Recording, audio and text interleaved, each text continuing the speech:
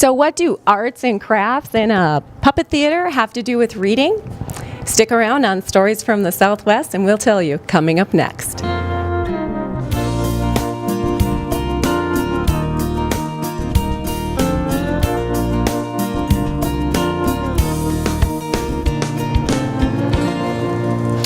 I'm Cebe Schneider. Thanks for joining us for Stories from the Southwest.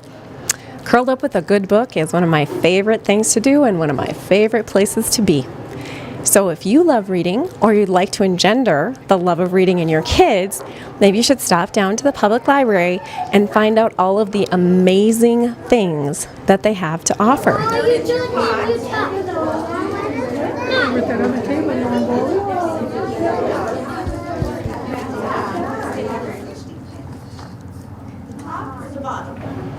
Weather is unpredictable in North Dakota, so we may or may not be allowed to do outside activities, but there's no reason that we can't enjoy learning and reading throughout the summer.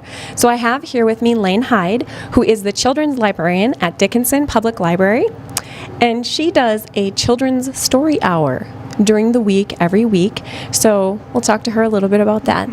Lane, hi. Tell us a little bit about the story hour. Who is it for? How often is it? Who can come? Those kind of things. Okay.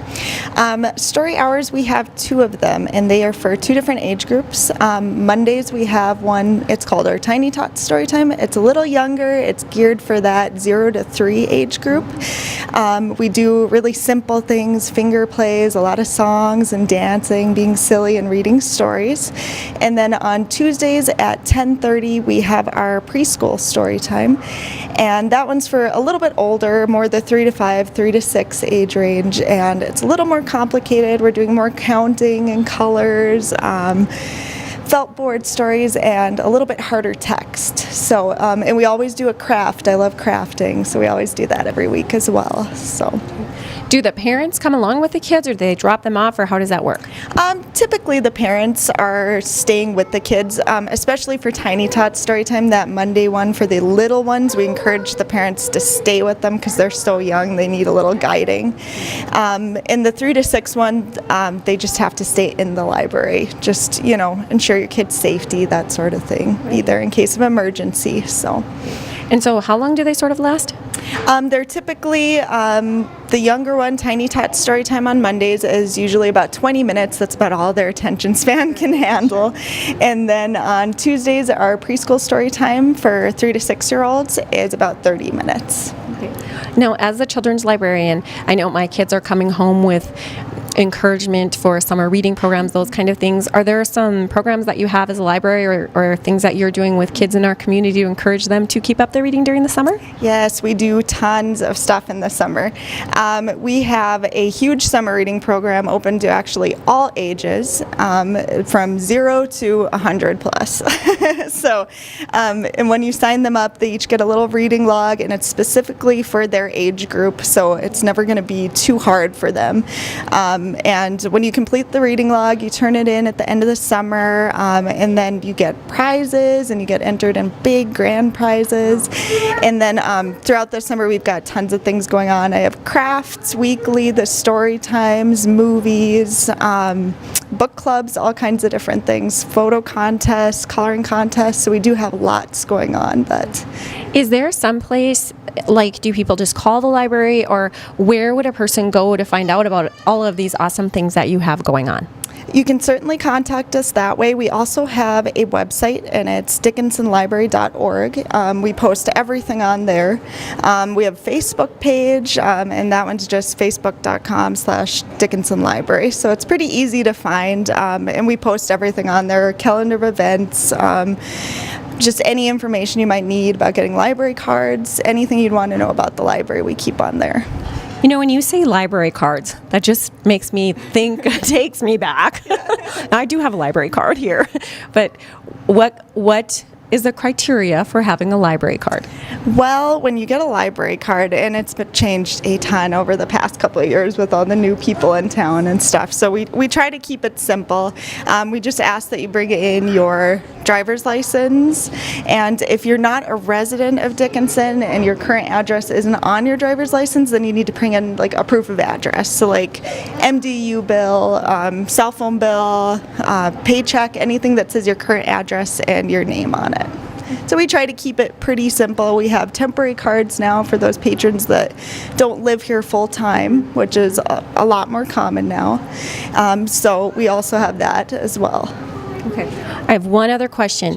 A lot of times people have books and books. We are real book lovers, and I cannot tolerate to ever throw a book away. Yeah. Does the library accept donations? Yes, we do, of course. If we can't use them in the library, like if we already have a couple copies, we actually have a friend's bookstore.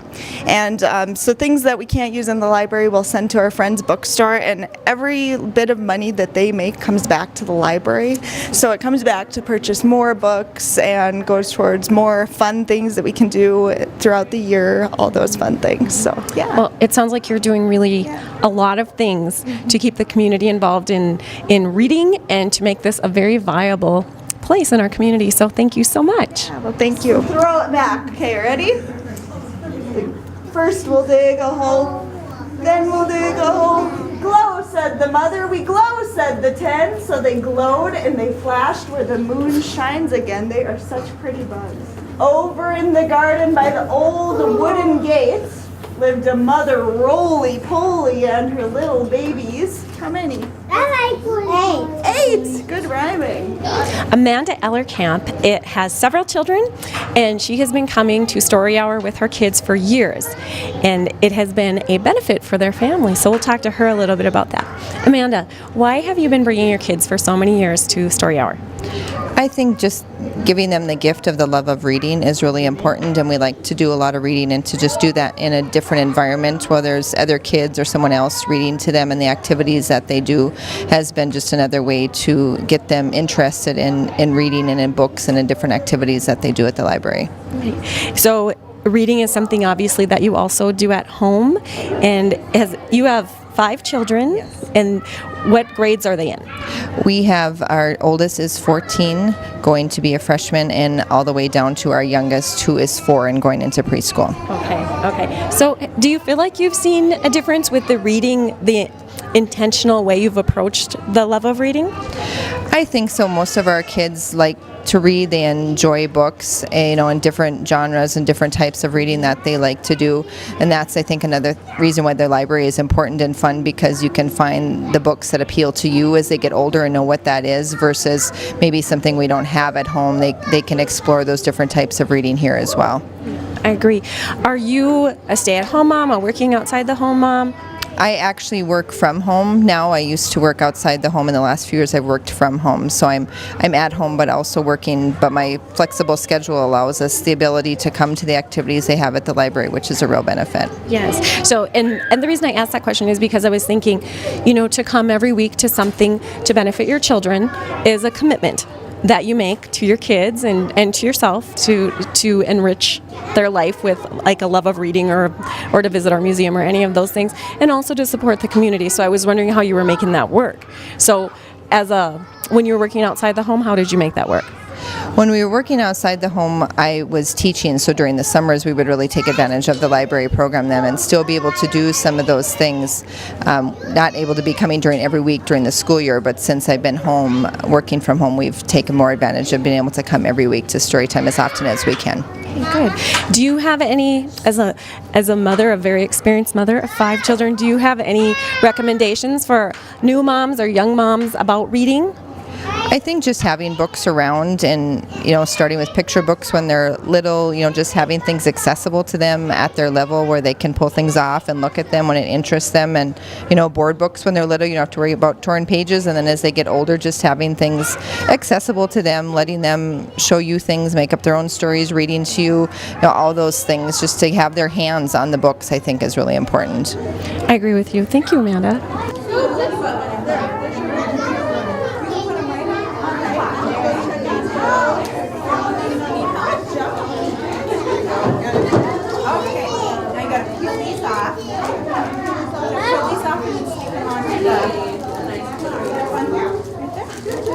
There we go. I'm here with Asher. Asher is 5 years old also, and Asher has been coming to Storytime a long time, along with his sister and his older brothers and sisters, so he is very knowledgeable about Storytime and the library. Asher, what's your favorite thing about Storytime? Reading. Reading. You like when she reads the stories? Okay. Do you read? I'm gonna learn. Yes, you are. You're going to kindergarten this year? Yeah. And I'm gonna go to church too, and I have to pack my own lunch. I meant to say snack.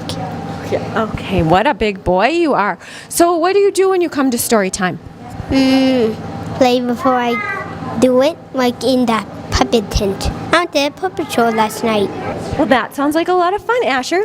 So now today you're at the library and you came to story time. What did you do today at story time? Watch. You watched her tell a story, and then I saw you did some kind of a song. What was the song about? Garden. The garden. It was about a garden. What did you say about the garden? What did you do with your hands? I can't remember the name is, but I know what. Like you have to turn this, but I don't know the name. Digging? Like were you digging? And watering and putting seeds in. You were busy. And then after you got all done with reading the stories and after you got done singing the songs, then you went and did a craft. And what kind of craft did you do? A flower. I have to be inside the flower. Oh, that was a good idea to put the bee inside the flower. So what are you going to do with it when you get all done? Go home and put some more dirt in it. You're going to... Because the flower won't stay up that much. Oh, that's a good idea. Are you going to give the flower to somebody? I don't know. You have to think about it. You know, my little brother John Paul died, but I gave him already a flower. Oh, okay. Well, that would be special too. Okay. John Paul is a boy name. It is a boy name. Yes, it is. Well, thank you very much, Asher, for your time. And give me 5. You did a good job. All right. See you later. See you later.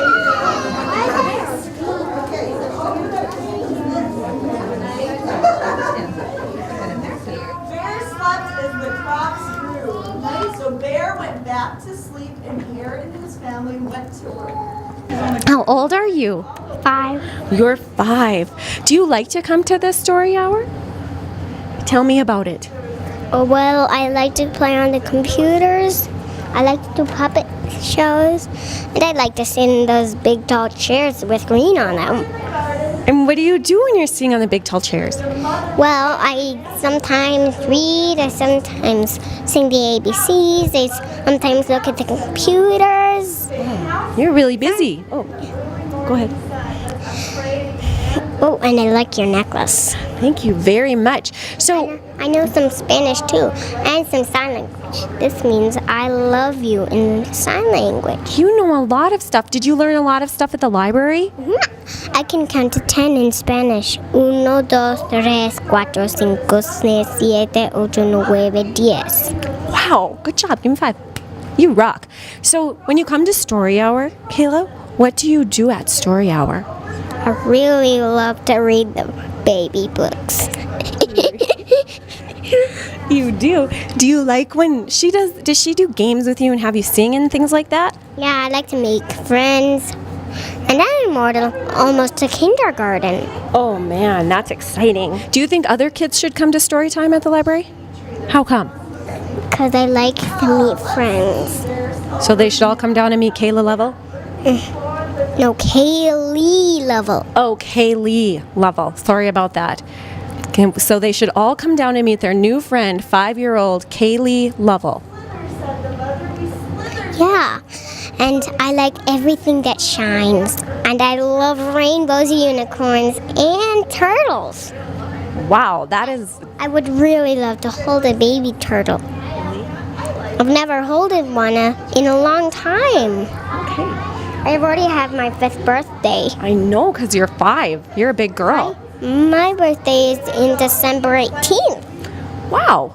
Well, you sure know a lot of things, Kaylee Level, and it was great to meet you. Thank you so much for talking to me. And you go back and have a good time with Storytime.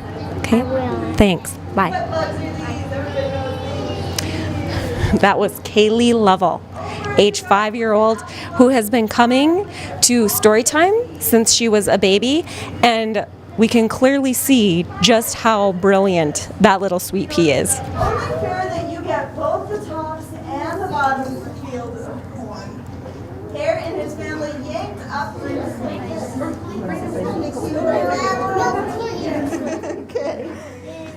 The public library.